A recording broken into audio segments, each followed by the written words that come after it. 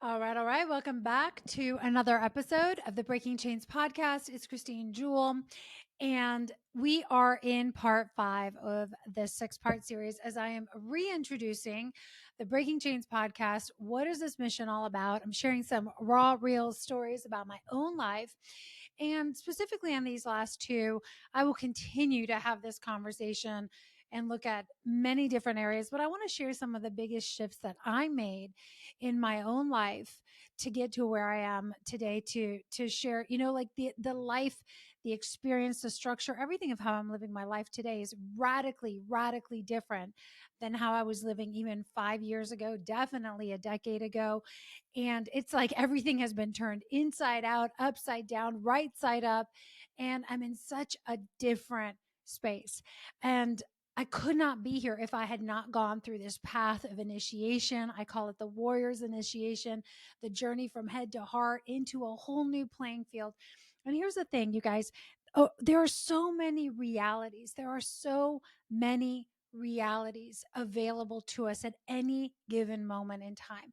Every single morning you wake up, you are choosing your pathway for the day with every single text, with every single email, with every project you say yes to, every client you take on, every employee, every single day, the workouts you miss, the workouts you do, everything is stacking. And we know this. And it's a beautiful gift to be able to wake up. This morning I was on a run and I was like, thank you, God. Like I just feel flooded with gratitude for one more day to get to come into more alignment, more yes, in alignment with where God's calling me, where He is sending me to work, the authorized work He's having me do, the mission I'm on, the people He wants me to serve, the conversations He wants me to have, the family He wants me to love. Like full alignment every day is another opportunity to kind of right the ship, get those wheels right on the vehicle of our life. And what a gift that is, right? That it's like if we were veer off one day, we can come right back. And all it takes is a couple tweaks to start moving back in the right direction. And truly, it's a testament of God's grace, of God's love. And, it's just so beautiful to have that opportunity every single day to do it right one more time, to try to get it a little bit better today. And I'll tell you that when you do that, there's so much flow that opens up in your life. So, a couple things. Go back, definitely listen to the last 4 episodes. Breaking chains is really about breaking free from the constructs of the world system, which is a factory system, it's really designed to like chew you up and spit you out, a cog in the wheel where you are just taught what to think, not how to think. You're in a system, right, that is kind of pre-structured for you, an operating system. And so many people that I speak to, they say, I feel like a machine. I'm just like going through the motions day in, day out. It's because you're in the machine system. You're in the inverted system. God did not design us to be operating like slaves. He did not design us to be operating like factory workers, just going through the motions, feeling mundane, disconnected from our divine design, our unique abilities, our talents, our creative life force. When you're just going through the motions every day, you are like, not tapping in to your God-given gifting, your potential, your calling. Like you're so disconnected, so far from it. So we are designed to be operating in our genius. We're designed to be operating in beautiful connection with each other and in marriage and relationship. We're designed to be doing work that is fulfilling and life-giving and not only multiplies us, but multiplies everyone around us and glorifies God in the process. Like that is what it means to prosper and multiply. And that is what we were created for. But that along the lines, right in the very beginning, there was a distortion that came in. Faulty programs got planted, and humans, since day one, have been chasing the wrong things. And this is like the mission is to put things back in the right order. So when we talk about breaking chains, we're talking about breaking free from that upside down inverted program. We are talking about breaking free from addictions, generational patterns, generational woundings, batons of faulty programs, poverty, just having to strive in a hard way, lifetimes of abandonment, of rejection that we just keep passing on and saying yes as we break free and we draw a line in the sand. We start saying yes to the legacy that God has for us, for our children, our children's children, the generations after us. And that includes every single person that we touch through our work. This morning, as I was praying, I go for a run in the morning. Sometimes I do this prayer walk or prayer run around the neighborhood. And yes, I'm getting a workout in, and I'm also just flooded with so much gratitude, and I listen to worship music, and I stop and pray where I feel the Holy Spirit just prompting me to stop and pray. And one of the things that I always imagine when I'm doing this, or always comes up at different points, is that anywhere that my feet would go, that it would be blessed ground, that there would be a blessing that would drop there, and I would leave a tidal wave, like a ripple effect. When I'm walking down the sidewalk, on those homes, in those people. It's the same thing in my business when I work with people, that the work of my hands will be highly favored, the work of my mouth would be highly favored. And I'm sharing all of this because this is a very different way of thinking. This is on the other side of breaking free. Where on the inverted system, slave system, it's all about, oh, what can I get for me? What can I get for me and my family? How can I make more money? How can I get more stuff? How can I just work my butt off so that one day I can finally relax and be in retirement, and then I'll finally be able to breathe, and then I can finally relax and enjoy all the stuff I've accumulated. Such a different place to operate when you are free from that program, and you realize that every day you can wake up and you can experience everything that you've been chasing all those other times to try to get to, which was a feeling. The peace is here now. The love is here now. The joy is here now. The contentment and the fire that go together is here now, right? The passion in your heart and your soul is here now. But you've got to make the leap from one world, one operating system, one way of doing life, marriage, business, all of the things, managing money, into a completely different system, which I believe is the heavenly system, the kingdom system that God had created for us to really be in a place where we would thrive. Okay. So I know I went on a little rant there, but when you see a whole new world, you just want to bring people into it, right? It's like you go somewhere incredible, new, and you see what's available and what's possible. And you realize if it's possible for me, it's possible for everyone else. And you want to bring people in, you want to share the message. And I'm here because people went before me and showed me what was possible.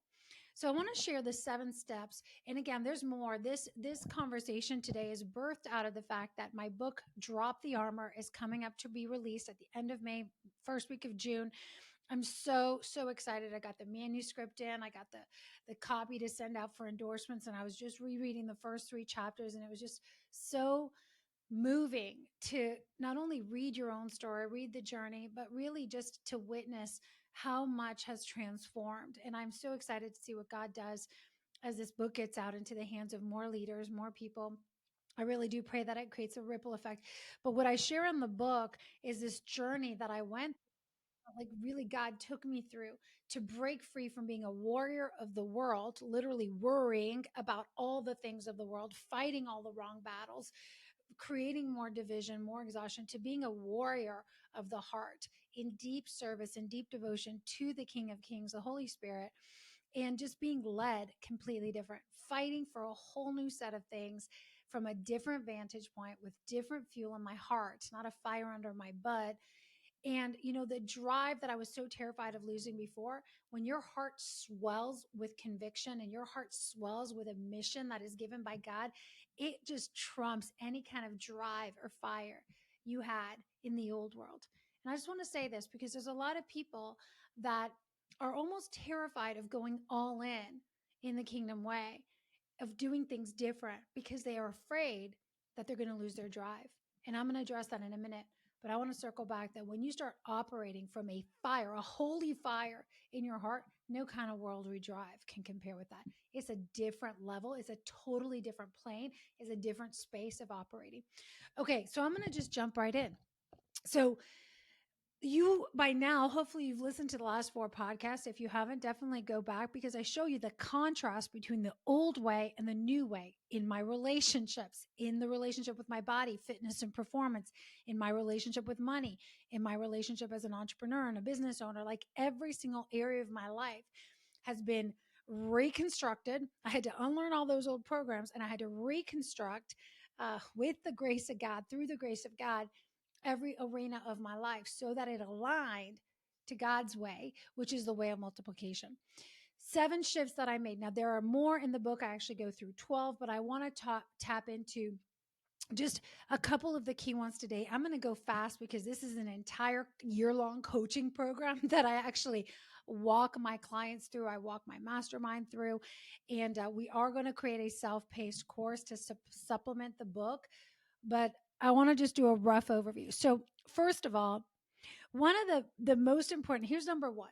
The first thing that must happen if you really want to transcend your current reality, that means create a new operating reality from yourself, whether that's a 10x reality, whether it's just you want a total transformation, you are clear you no longer want to operate where you were. There has to be a recognition, a full on opening of your eyes, that eye awakening moment. For many people, this is called the dark night of the soul, the breakdown before the breakthrough. But something happens internally or externally that just rattles you to the core and has you saying, enough. I am done. I am done. I am done. I am done. There is no way I am going forward another day the same way that I have. There's an awareness that happens that what got me here, all the things that I used, all the methodology, all the mindset, all the stuff, all the fuel that I used to get me here to where I am today. And I look around my house, my boats, my cars, my stuff, my teams, money in my bank accounts, everything that got me here is now the very thing that's keeping me captive here. I'm going to say that again. Everything that got me here is now the very thing that's holding me hostage in this exact place. And I'm no longer getting the momentum that I desire. And, or if I am getting any kind of growth or expansion, it's coming at a high cost. My stress, my relationship, my sleep, everything is becoming exponentially more difficult if I continue to do it the old way. This is when we need a total dropping down of the old, releasing of the old so that we can step into the new. So, step number one, the first shift is a huge eye opening awareness. And I do believe this is something that happens to us internally or externally. So again, you can have something that stirs inside of you and you start having this fire, this longing, this desire for something different. Sometimes this happens because people get a hard wake up call. You know, their husband or wife shows up one day and says, "I'm out." There's an affair that happens. There's a key employee that all of a sudden has been with you forever, goes, leaves, and takes half the business out the door with them. I mean, Mark and I have both had that happen to us. Sometimes something happens to one of your children. There's a sickness. In either way, that circumstance, that thing happened for you, not to you. And here's the pivotal point. If you can recognize that, COVID would be a beautiful example where we had a mass awakening across our planet, where people were hit with something external that rattled them to their core and showed them what's possible. Like, what do you mean? I can actually work from home. I can also have more work-life balance. Oh, that thing that I was so dependent on is actually like that business could be gone overnight just with a change of economy or lockdowns or whatever. So this is the thing that's so important. We have to have something that wakes us up. And this is the moment. Step one is number one, eyes wide open. There's this awakening, and it has you asking, what am I really fighting for? What am I really fighting for? And number two is, what is the fuel that has been driving me all these years? Has it been the need to prove myself? Has it been the need to like avoid any kind of poverty or loss that I experienced in my childhood? You guys can go back to the origin story. But a lot of times the fuel that's been driving us is that we're trying to get away from some kind of pain that we've experienced earlier on, or we have this insatiable appetite to get to somewhere in the horizon, which by the way is always moving, that we think that if we get there, we're going to be happy. So that recognition is step number one. What am I fighting for at the end of the day? If you would have asked me this question 10 years ago, here's the thing. We think our heart's in the right place because at that time we're operating from the level of consciousness that we have. So in retrospect, when you look back, you can often see things that you could not see when you were in that situation. Now that your eyes are open, you all of a sudden like have this awareness that, man, I have been fighting for validation, for a sense of self-worth, for an illusion of security, which is actually just fake because boom, it could be gone like that. Like, what are you really fighting for? Often we think that if we get all these things, we're going to access some kind of love, some kind of freedom, some kind of joy that's really been available to us all along. But we created this huge gap thinking that we needed X in order to experience Y. So the second thing, the second stage that I went through was really a shifting of allegiance. Here's the thing, at the end of the day, we're all serving something. We're all serving something. To me, when I'm free, I'm serving God. I'm serving the King of Kings, the one who created the universe. I am operating in my unique divine design, the way that he planned for me, which he is a God of freedom of mind, mental freedom. That's the whole point of salvation. We are free from the bondage of oppression and depression and guilt and shame and all of that. But we are always serving something.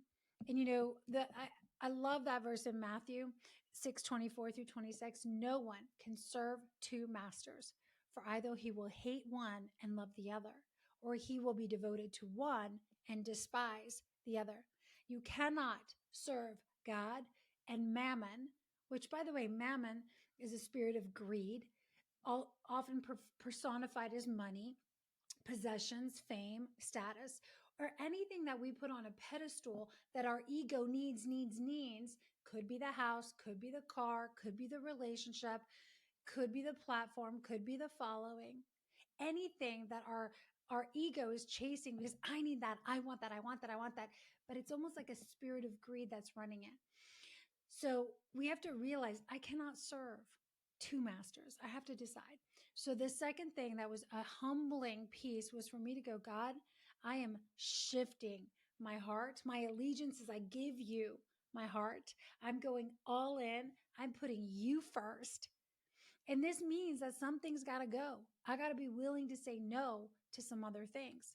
I shared a story of over the holidays, our daughter is a big volleyball player. She's highly committed. In fact, we just came back from a volleyball tournament this weekend. They got silver last week. They won the championships. Like, it is almost a daily practices, daily like trainers. Like, she is all in on volleyball.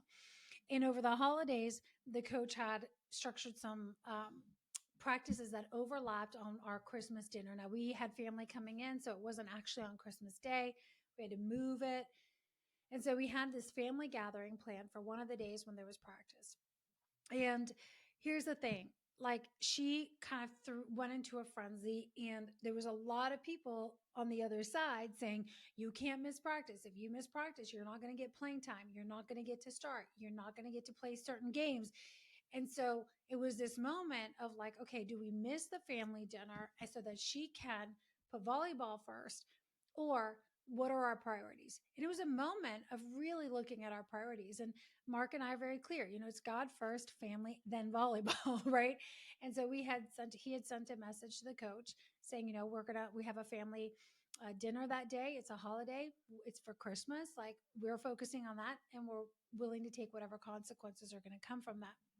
Now, she was not happy at first, right? She was not happy with that decision. This girl wants to play volleyball. And the thing is, by doing so, our yes to our family, our yes to God meant also having the possibility and the potential of saying no to something else that also was important.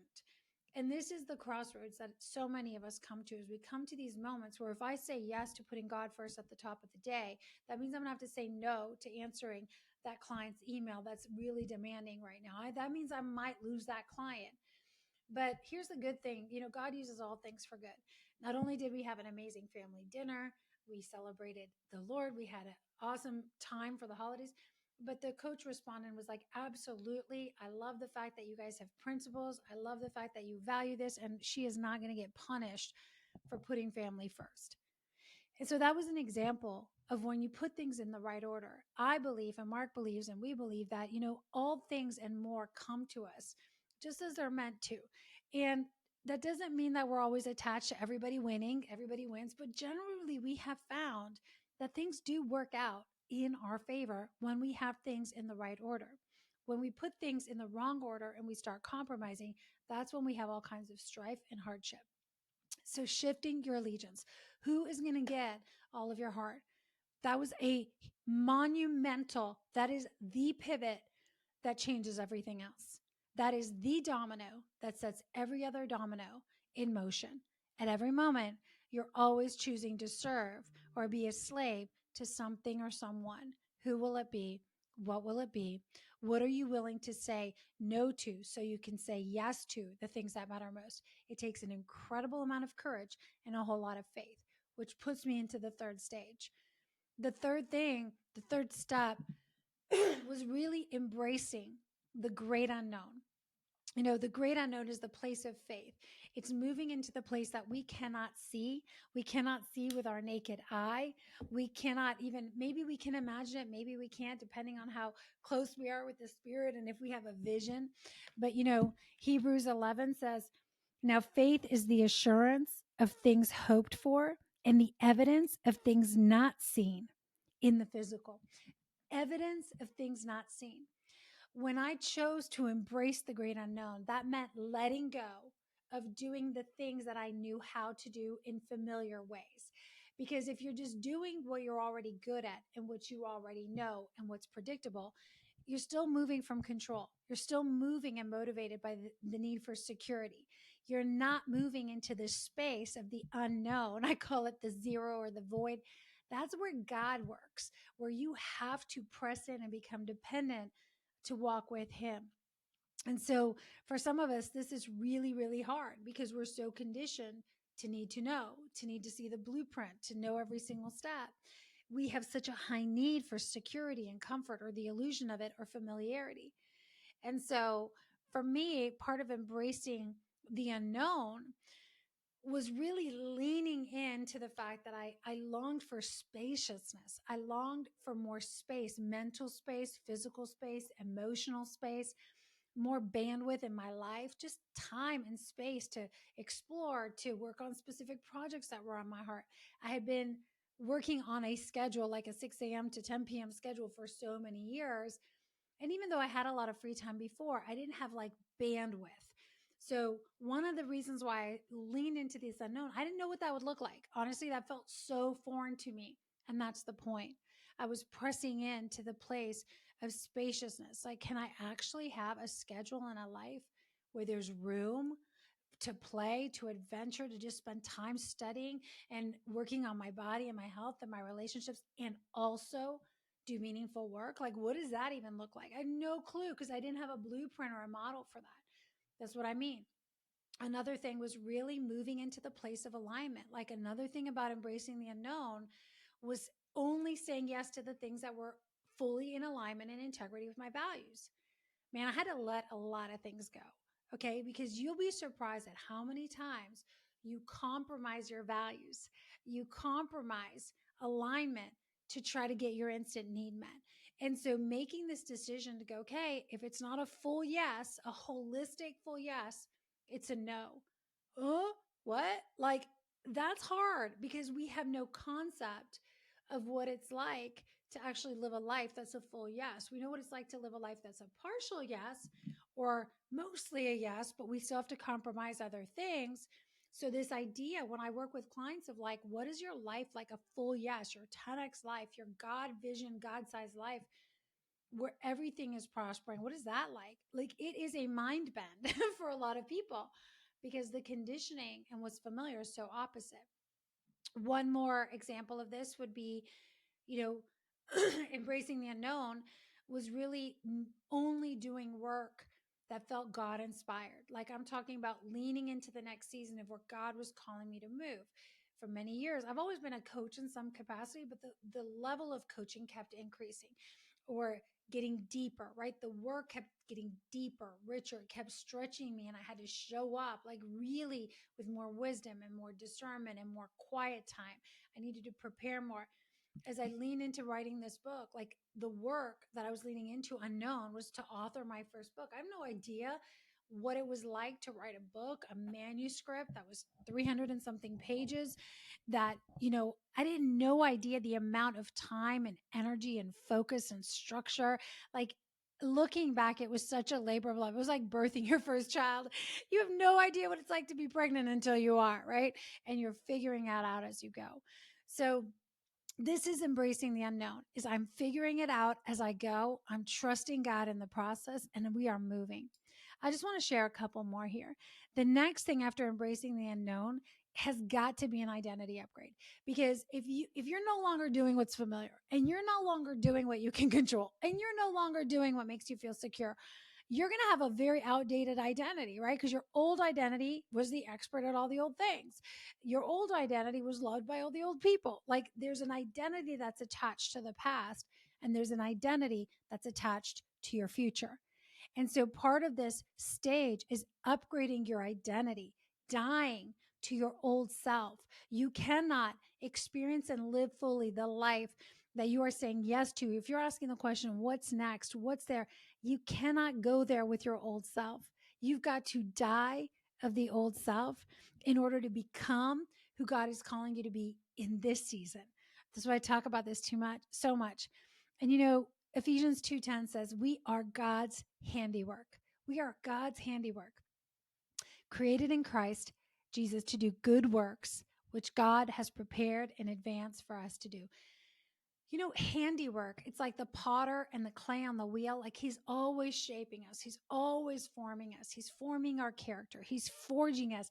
And as we go through different seasons, there's seasons of preparation for the work at hand. And when he's calling us into new work, he starts doing that molding thing again on our character. He starts doing that molding on our identity. When Esther went in to save the people and she became a queen, that was a completely different identity to be the queen that had the king's favor, who was going to speak boldly on behalf of the people and have to be very strategic, versus, that shy girl that was at home with her cousin Mordecai, just going through life, tending to the daily, whatever, washing of the clothes and feeding and just living a very simple life. Like, that was a quantum leap. So there was a new identity. If she would have held on to that old identity of, who am I? I'm just a little girl. I don't know what I'm doing. All I know is all I've ever known and all this stuff. There's no way David would be the king that he is. Solomon would be the king. Like, there's no way. And so as I press into where are you leading me now? God, who is that woman that has already completed the mission that you are sending me on? Let me know more of her. Thank you for helping me remember every single day the man or the woman that I'm becoming, that is more in alignment with your vision, more aligned to the work that you're calling me to do, more embodied. And it's such a beautiful thing. So identity, identity, identity. You cannot move into your new life with your old identity. You got to drop that old one. You leave it like baggage in the past. Love him, love her. Thank you, warrior, for that last season of life. We're doing a new thing now. And I want to say the last thing here. There's so many things I could go through, but after you upgrade your identity, okay? So first of all, you have your eye-opening moment. When your eyes are open, you can't unsee what you see. You have to choose, right? So that's why we have to choose, who will I serve? Choose this day, who will I serve? What will I serve? Will I continue to serve pressure and fear and scarcity and the old program and this factory system of the world that keeps people enslaved in the grind? Or will I serve the King of Kings, who has a totally different system? Will I embrace the great unknown? Because if I want that life, I'm going to need to go in tandem, hand in hand with God. He does not operate in the known realm. He operates in the unknown realm. The realm of faith is where miracles lie, right? Where divine opportunities, divine appointments. You have to upgrade your identity. You need to go through the work of establishing what is the old. We die of the old. We can honor the old, but we press in. And this is where we got to know what God is calling you to do, who he's calling you to be.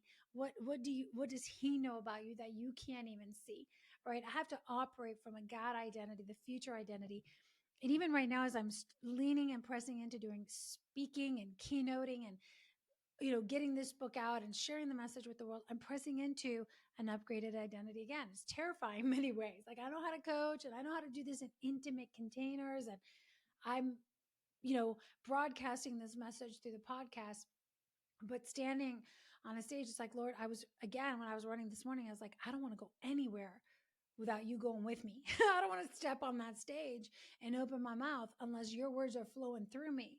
Like, it is next level unification for me to really uh, deliver the message, the things that he has for me to deliver. I mean, I'm a spokesperson, I'm a messenger, I'm a vehicle and a vessel to deliver what he has for the world, right? And so are you, through your unique abilities.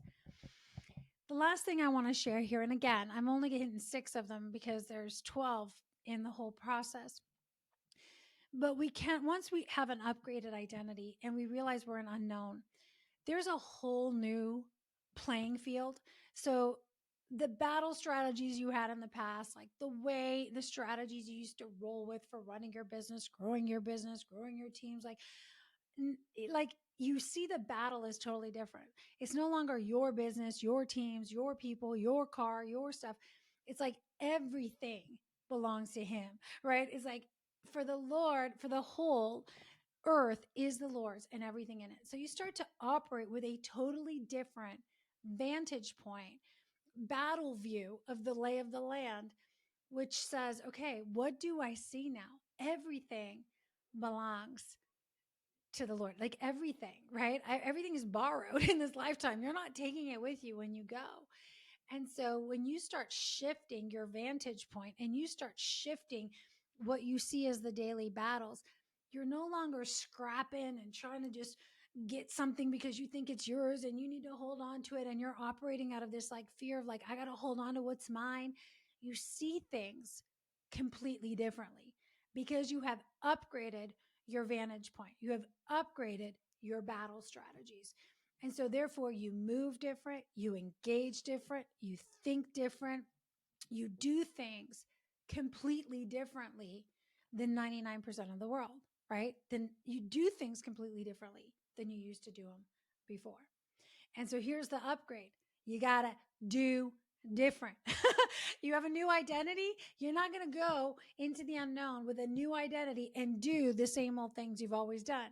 You're going to talk different. You're going to sound different. You're going to move at a different pace. You're not going to be frenetic anymore, scheduled from morning till night. Your schedule is going to look different.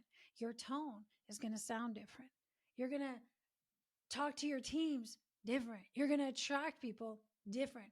You're going to fight different because you're fighting for something different. All right. So, you guys, I'm going to recap. Number one, awareness. Big aha moment? There has to be that moment of awareness. That often that's a journey, a stage that you go through. It doesn't like boom, light bulb moment. Sometimes, usually there's some kind of breakdown before the breakthrough, a dark night of the soul, something that rattles you. The second thing is the minute your eyes are open and you could see yourself, how you've been operating, you could see what got you here. You start to decide, you got to make a decision. Who am I going to serve, right? Where am I going to give all of me? Am I going to continue to give all of myself to the old, or am I going to shift allegiance and serve someone so much greater, the one who knows everything ahead of me, the one who knows the plans, the one who knows all the equipping that needs to happen? Like who am I going to really serve here? Am I going to serve my ego, right? Am I going to serve the need for control, or am I going to serve freedom, abundance, love, right? All of those things. Number three, you got to embrace. You got to embrace the unknown, not the known, the unknown. God is always moving. He is unchanging because he is steadfast. His character never changes, but he is always on the move. So I'm always asking God, where are you going? What are you doing here? What are you doing with these kids? What are you doing with this marriage? What are you doing with this business? What are you doing? How can I be part of that? If you move, I move. I can't fall in love and get too familiar and too comfortable in one place for too long. Otherwise, I'll be terrified to move into the unknown. And nothing is worse than falling into complacency and stagnation. You have to upgrade your identity. All right. The next step is the identity upgrade. You will not get to where God's calling you to go with your old identity. Each stage of your life, you will have many identities you go through as you start remembering more and more and getting to know more and more of the man or woman God created you to be. Last thing is really you've got to shift total vantage point and start doing things completely different. Now, obviously, there's a process that I walk my clients through, that I go through. We hit on 5 of these key stages. When you start doing things differently, you're in a place of radical trust. You're in a place of radical obedience. You have to learn the art of discernment, right? Like what to do, when to do it, how to move.